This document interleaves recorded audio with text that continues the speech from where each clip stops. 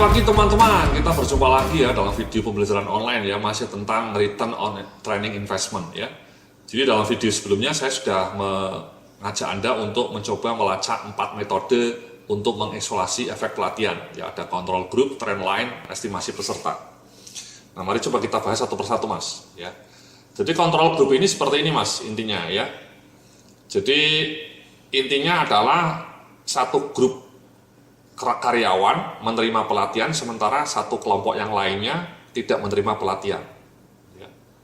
Jadi itu namanya control group mas ya. Misalnya Anda punya 20 orang salesman, yang 10 salesman diikutkan training, yang 10 tidak. Nah yang 10 tidak ini namanya control group. Kita ingin melacak perbedaan kinerja setelah training. Sama misalnya Anda punya 50 operator di pabrik, yang 30 disuruh ikut training mengenai quality management, yang 20. Jadi Anda punya 50 orang ya, yang 25 suruh ikut training, yang 25 tidak ikut training. Nah nanti perbedaan kinerja dari dua kelompok itu dilacak 6 bulan setelah training. Ada perbedaan enggak? Ya, jadi kelompok yang tidak ikut training itu namanya control group mas. Ya, jadi perbedaan kinerja dari dua grup tersebut diukur untuk menilai dampak program pelatihan. Ini sangat kunci nih mas, di banyak riset-riset ilmiah, banyak orang menggunakan cara control group ini untuk melihat dampak dari sebuah intervensi ya. Untuk melihat dampak intervensi misalnya konsultasi atau pelatihan, dilacak perbedaan kinerjanya antara kelompok yang ikut training sama yang tidak ikut training. Itu namanya control group. Contohnya misalnya seperti ini mas. Ya tadi Anda misalnya punya 20 orang salesman ya, yang grup salesman A 10 orang ikut training mengenai profitable selling skill selama 3 hari. Yang salesman B 10 orangnya lagi sama sekali tidak ikut training. Nah setelah 6 bulan dilacak, ternyata penjualan rata-rata grup salesman A menjadi 10. Sementara kelompok B tetap 6 misalnya, 6 per bulan. Nah ini kan ketahuan mas, ada perbedaan kinerja, ada 4 unit gapnya. Perbedaan jumlah penjualan di atas merupakan dampak positif dari kegiatan training dengan asumsi kedua grup memperoleh perlakuan yang sama ya. Gajinya sama, kondisi pasarnya sama, jenis produk yang dijual sama, mereka kerja di perusahaan yang sama. Ini mas namanya control group. Sehingga kita dengan yakin mengatakan bahwa profitable selling skills training itu betul-betul memberikan dampak signifikan. Karena grup salesman yang ikut training bisa menjual 10 unit per bulan. Ya, setelah 6 bulan ya. Setelah 6 bulan dilacak. Sementara grup salesman B yang tidak ikut training 6 bulan, 6 unit terus. Ya, 6 unit per bulan hanya 6 unit. Itu kan 4 per bulan itu signifikan mas. Kalau Anda jualannya mobil ya. Kalau 4 per bulan berarti kalau setahun Anda bisa menjual mobil lebih banyak 48 unit. That's it mas, ini namanya control group. Nah Anda kalau misalnya betul-betul serius mau melakukan return roti, menghitung roti ya caranya seperti ini mas, salah satu cara untuk mengisolasi efek. Misalnya Anda training customer service, ya, ada 40 karyawan, yang 20 ikut training customer service, yang 20 tidak. Kita lacak tuh perbedaannya. Ya, ini memang terus terang cukup kompleks ya. Anda harus punya karyawan yang banyak untuk mengendalikan kinerjanya ya. Atau misalnya Anda punya asisten manajer produksi cuman katakanlah 5 orang. Ya Anda bisa lacak juga sih, yang 3 orang coba dikirim training publik ya. Yang 3 orang, yang 2 orangnya tidak usah dikirim training publik. Ya, mengenai quality management, beda nggak nanti kinerja yang ikut training publik sama yang tidak? Itu namanya control group ya. Nah ini sekali lagi di Indonesia sangat jarang perusahaan yang melakukan analisa seperti ini ya, membandingkan kinerja orang yang ikut training sama yang tidak ikut training. Padahal ini cara yang sebenarnya bagus sekali ya untuk melihat dampak training ya. Tapi Anda jarang melakukan ini mungkin ya, di banyak perusahaan jarang ya. Tapi ini cara powerful menurut saya untuk melihat betul-betul secara real dampak dari sebuah training. Ya, Anda bisa uji itu efektivitas training Anda.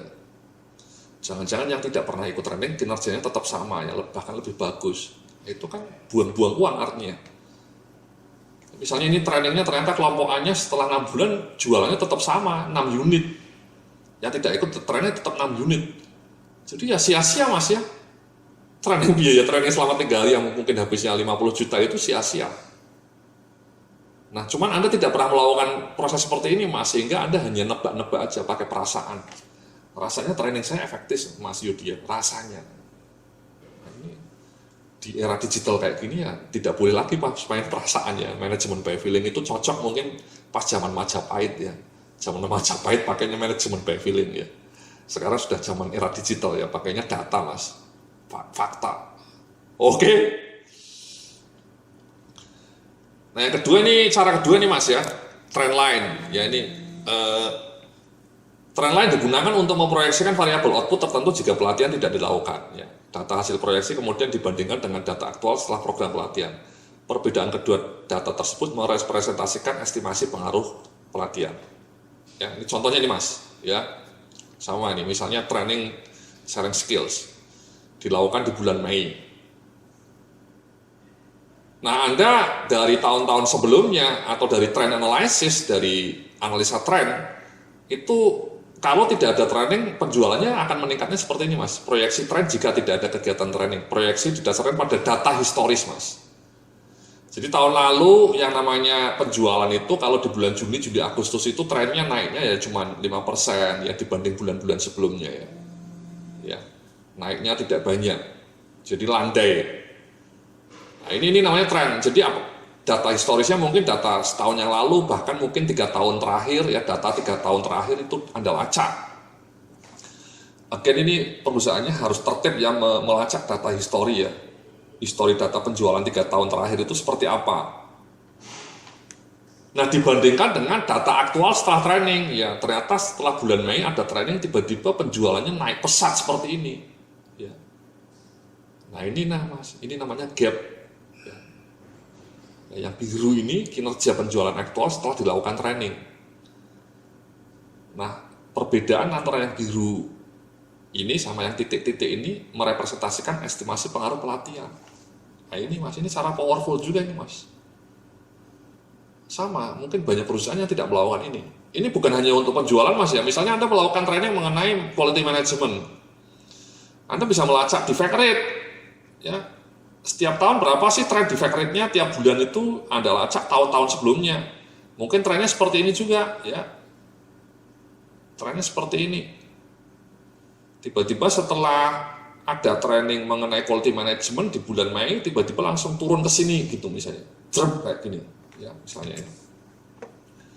Jadi misalnya misalnya ini ya. Jadi ini tadi sebentar mas. Ini untuk penjualan mas ya. Ini selling skill diadakan seperti ini, Anda langsung gap, itu namanya trend line analysis. Nah, misalnya Anda ini training mengenai quality management.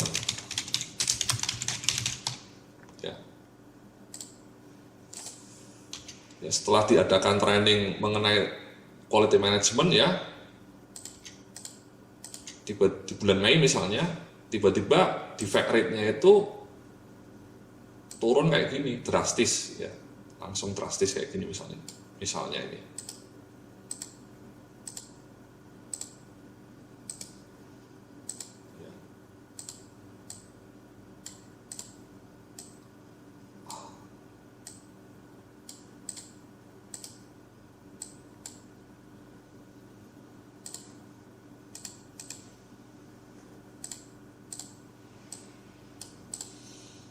So this is it ya. Jadi misalnya ini jumlah ini ya, apa? Jumlah defect rate ya, bukan jumlah penjualan ya, tapi jumlah defect rate ya.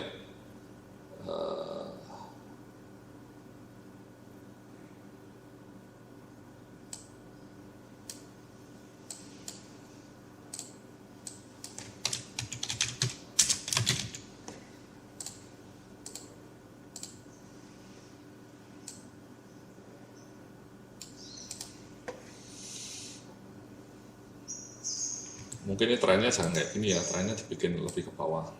landai gitu ya.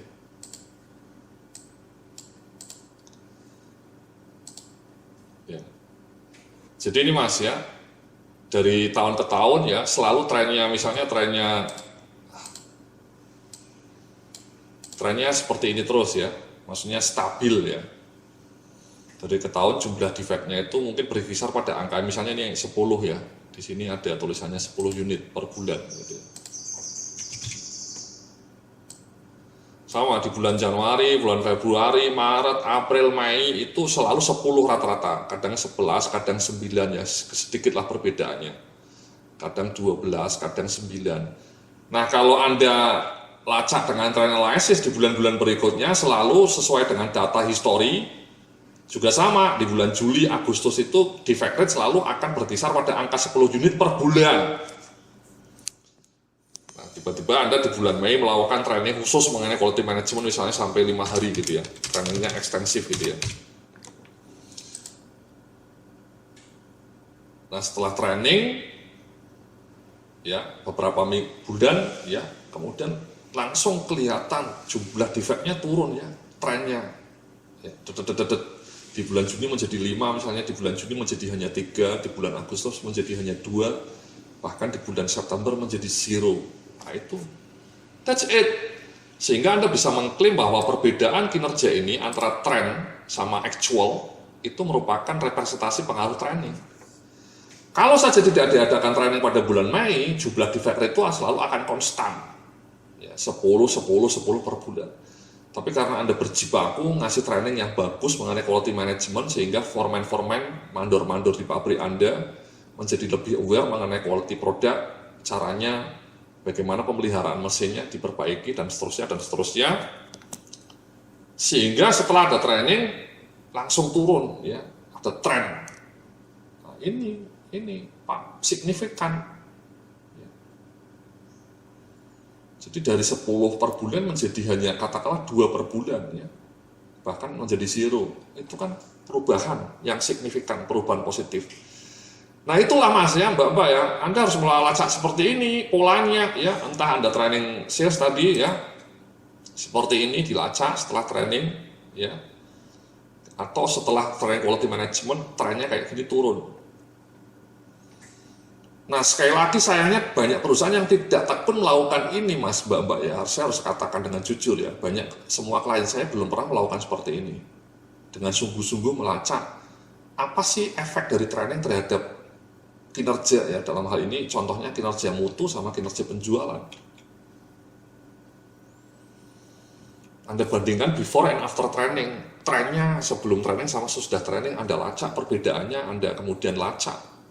Ini kan powerful Mas, Mbak-mbak ya, kalau Anda bisa melakukan seperti ini, Anda bisa dengan yakin mengatakan bahwa training Anda itu punya peran yang krusial bagi perbaikan kinerja. Bukan pakai perasaan sekali lagi ya, zaman Majapahit pakai perasaan Mas, tapi pakai data. Oke, terima kasih, itulah ya 2 cara untuk melacak, mengisolasi efek training ya. Dalam video berikutnya nanti kita akan mencoba melacak metode yang lainnya. Terima kasih, sampai jumpa dalam video berikutnya.